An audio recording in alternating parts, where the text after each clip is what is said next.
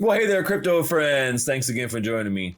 So today on the channel, we have a special guest from one of the projects that I am partnered with here, and it is the ThunderBirds IRC, the International Rescue Club, and we have Warren Lincoln joining us today. Warren, what is going on, man? Thanks for having coming on the channel here and having some time to chat with us. All good, yeah. Super excited. Love the content that you guys put out, and yeah, it's a real pleasure of ours to be talking about Liftoff, which is coming not too soon. 5, 4, 3, 2, 1. ThunderBirds Are Go. Well, all right. Let's kick this off, man, and talk a little bit about how you got involved with this project, and just give us just touch a little bit on yourself, and then we'll jump into kind of ThunderBirds as a brand and what you guys are doing with the Sandbox too. Getting into this project, we've got some fantastic team members that actually have been part of the games industry, sort of pre Web3 and pre NFTs. So they've got a very big black book and a very large network of existing contacts. And when we're talking about opportunities within blockchain, Web3, NFTs, it really started to get the creative juices flowing. And in the UK, the broadcaster, the British broadcaster ITV, are actually they're the rights owners specifically of ThunderBirds. So for us, there was a good opportunity to say we can take this IP, which is a 60's based show, and inject a brand new level of enthusiasm into it. And so really with the experience and the opportunity now that blockchain, Web3 and NFTs offer, we're hungry to kind of start delivering for our partners and holders. Yeah, I mean, I think that's a pretty interesting thing too when it comes down to the issues of IP, right? So as you mentioned, this is kind of we'll say it's a classic IP brand. I think that's a great way to describe it. This is a classic, and when I say classic, actually I mean pioneering. That's actually a better word. This is a pioneering IP brand, like the concept of marination, where you're using these marionettes to create content here. I mean, it kind of is like the borderline between animation, acting, and a kind of a lost art form in a lot of ways, and we've seen some kind of like spin-offs and things that are outside of this that we won't mention here on this show, but people might be more familiar with those here because they've launched a little bit sooner, but really, like I said, pioneering brand here. Now when it comes down to IP acquisition and how you guys feel about that, I'd love to hear your thoughts about that, because it's something that me and the community have talked about quite a bit recently, with a lot of brands coming on board or people licensing IPs and creating NFT projects out of them, and maybe some of the pitfalls and some of the great things about it as well too. But how have you guys felt that navigating those waters has been with ThunderBirds? Yeah, I mean, first of all, a lot of NFT projects that launch have big ambitions of turning what they've got and now into a heritage brand for tomorrow, it's a big challenge, whereby there are big brands out there that have got legacy intellectual property that still deeply resonates and carries a lot of heritage and value. For us, I think we were madly keen to be able to lend really the vision of what we know as Super Mario Nation, which is what that technically puppetry was dubbed way back when, but give it a kind of a Web3 NFT feel. Intellectual property is difficult because it is red tape. It's not just people just wanting to kind of go off and create a product and then go to market. It takes time and energy. I think trust and loyalty play big parts into really building confidence with legacy IP owners. And really what we wanted to do was utilize the ethics and the ethos behind what ThunderBirds are about. A team of not just the vehicles, because that's what ThunderBirds is named after, right? It's the rockets they're named after, but the actual people, the Tracy brothers, the team, the legacy, the story, like convey that in a really interesting Web3 native journey, and not just talk about that specifically for like an NFT, a generative piece of art, but talk about that as a in real life event, talk about that in an art auction style format, and also the wider thinking, as you've already alluded to. We've got the support of the Sandbox, so now we are quite blessed because I really believe that Sandbox will be the marketing platform of tomorrow. I think its proof of tenants protocol opportunities absolutely speak to the native ways that these audiences want to engage in Web3. So we're super psyched that we can really bring our experience and I think show, not just in this case, but this be a case study of future intellectual properties of a gold standard of how you should deliver. I think that's sorely needed. When it comes down to working with IP brands and how they kind of fit in with what we're doing here in Web3. And you're right, so the Sandbox really has been a shining example of that here in our industry, finding great ways to partner with these, IPs, licensing them or directly partnering with them where they're having another partner come in like you guys who have licensed it and are going to be building something out, which I think is, having both is obviously important. But having some sort of, like I said, like a gold standard, things that people can follow and say, hey, here's how it's been done and done effectively and well. Let's follow this because it just works, right? And one of the biggest fears I think people have of buying IP branded or leased IP leased assets is that those assets will become, they'll become trash at some point because the IP is taken away from the people who have purchased it or leased it. Really, is what the case is most of the time. And so, having a kind of like a specific way that we go about things like that, and what that looks like, and being able to avoid those pitfalls is something I think we're still learning as an industry, but is getting better. In my opinion. And like I said, the Sandbox, to me, like you hit the nail on the head, they have done this super effectively. And that's one of the reasons why I've been so bullish on the Sandbox from the beginning, because I saw what they were doing. I was like, oh, this is really interesting. And then I saw the IPs and what they were trying to bring. And I fully agree. I think that it's going to be one of those, massive platforms that we see where, everyone wants to be a part of it because the attention is there.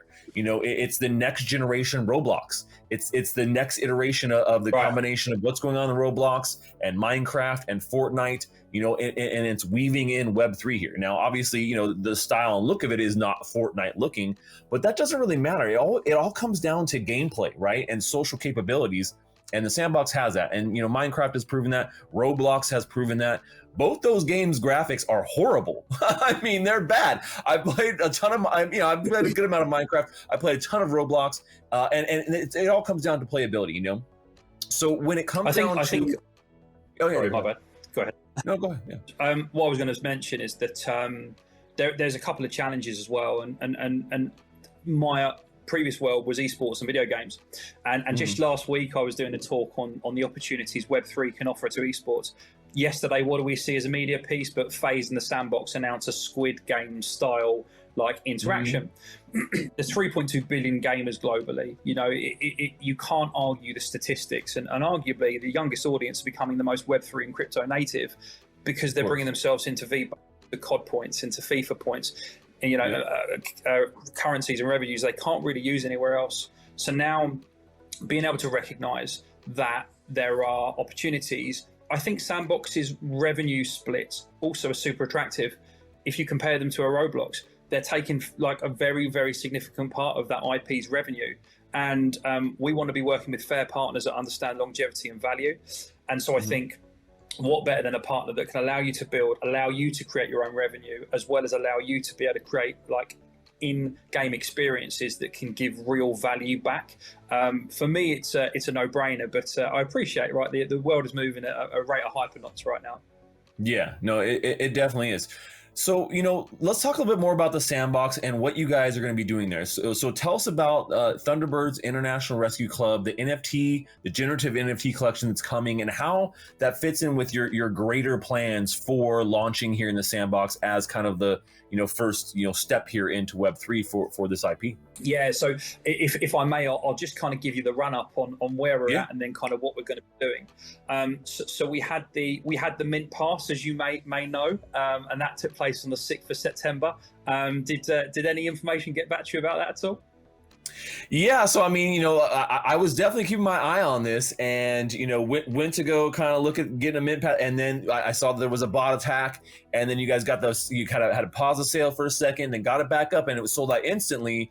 And I did see some people saying, hey, it was just botted, which I mean is a massive problem that we see here in Web3, because people are looking to get that value. So yeah, maybe speak a little bit to that, I guess. Yeah. In my experience, you don't often hear about the things that go well. They tend to just get forgotten, and then they're yesterday's news.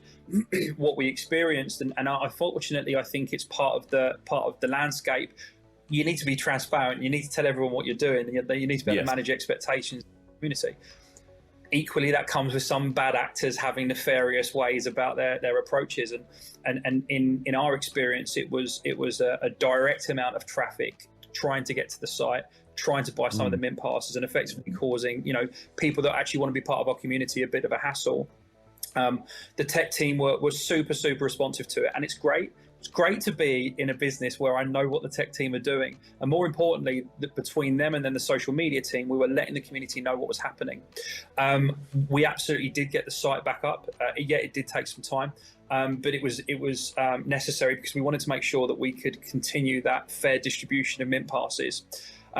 You're right, it did sell out, which is a good start. But obviously, we understand that that just because you hit one milestone, the next are around the corner. The 29th of September is going to be mint day for anybody that has a mint pass. So if you've already purchased a mint pass, you'll be able to buy up to 3 NFTs on the 29th of September. For public though, public will be the 30th of September. The NFTs themselves won't be automatically revealed. And I think that's a good mitigating skill to try and stop the next set of bot attacks. If they can't see what the traits are going to be or the scarcity, it's difficult to write code that's going to then come into sweep floors. So we'll be looking to do the reveal specifically on the 3rd of October. For us, it's really important that we plot a sensible time and a smart way of really getting the NFTs out to the community. But we're not stopping at the NFTs themselves.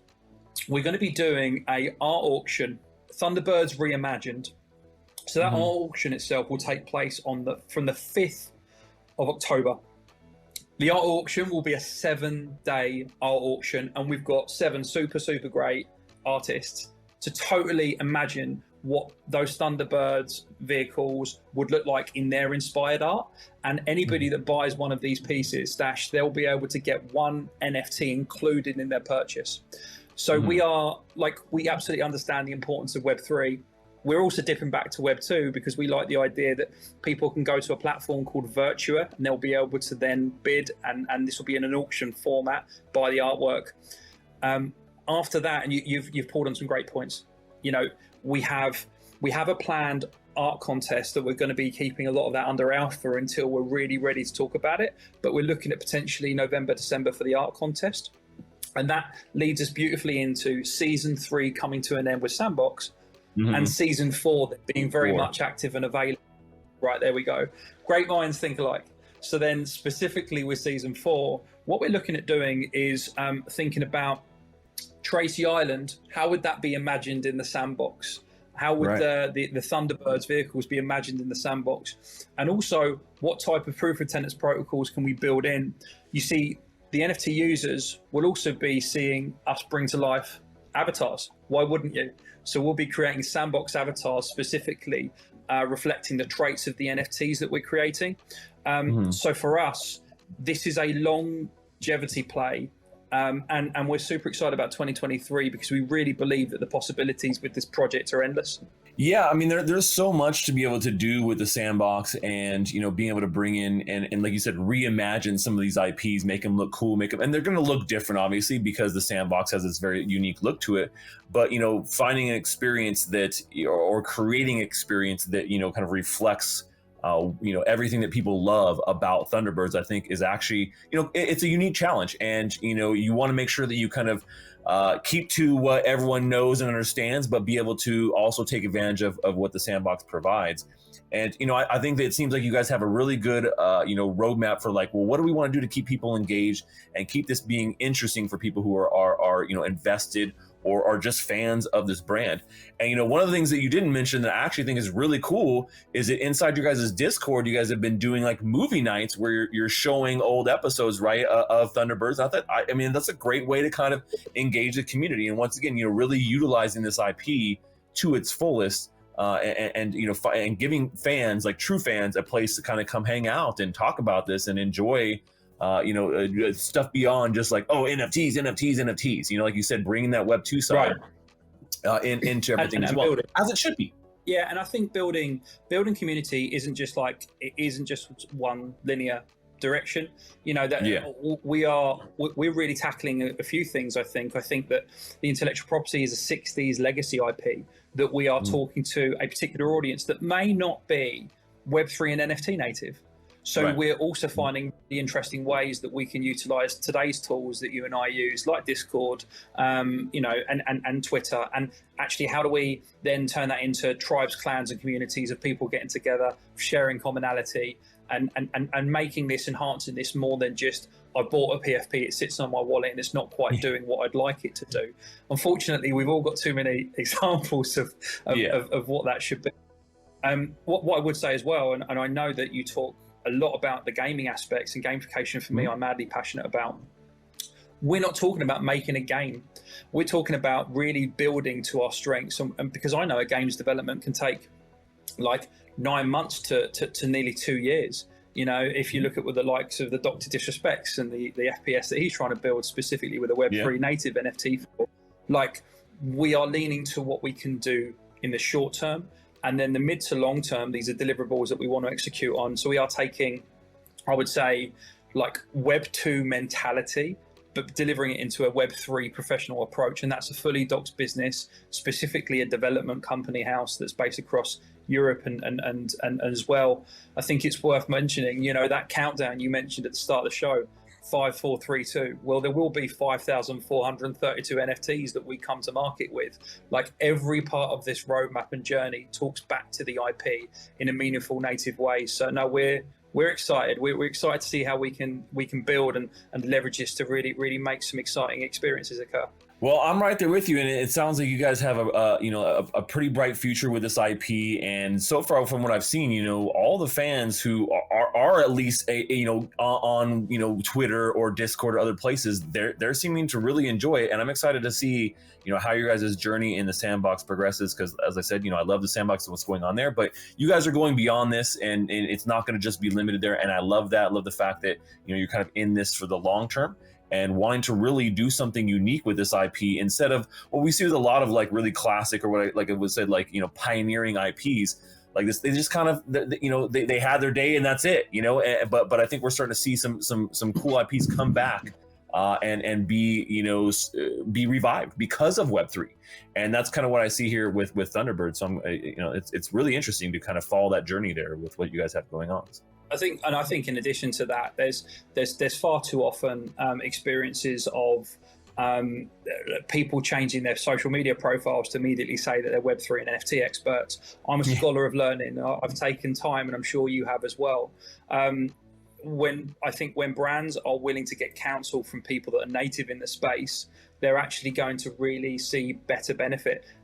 Nike and Artifact is a really good example of brands being native to the space, but actually leaning on Artifact and what they're doing as a development house to then help bridge between that Web 2, Web 1 and Web 3, realities. There are good case studies being laid. There is good groundwork happening, and everywhere where the hard work is occurring, there are always some bad actors. But yeah, you're right. It's Sandbox offers a fantastic vehicle of exposure, and I think as well, if the business is operating a business, thinking about how it can deliver to its stakeholders, thinking about what it can do to enhance experience, it's never going to go too far wrong, because we're not just relying on liquidity to do a giveaway afterwards or do a merchandise drop. We've got framework, and I think that's really important to approach this in the right way. 100%. Well, like I said, Warren, thank you so much here for joining us. I really, think that you guys have something great here with ThunderBirds, and I hope more and more people, that really enjoy and love this IP will, immerse themselves in it and give it a try. Give Web3 a try. This could be that gateway for, an older demographic, and that's what they need. That's what everybody needs, is something that they can identify with that will bring them on board and get them curious enough to learn enough to get them excited about that. And I think ThunderBirds International Rescue Club is doing that. So once again, thanks for being here, Warren, and I really appreciate it, man. Before we go, any last little things we want to drop here on the audience that maybe that they should know before we go? I just say that when Thunderbirds take off, they really are going places. So thanks so much for letting us jump on the space with you and talk today. And love the platform. Really appreciate your time. And yeah, excited to see the next phase. And hopefully you'll join with the journey. Anytime. Well, thank you guys so much for joining us here. And that's all we have for today, folks. Until next time, stash that crypto, friends.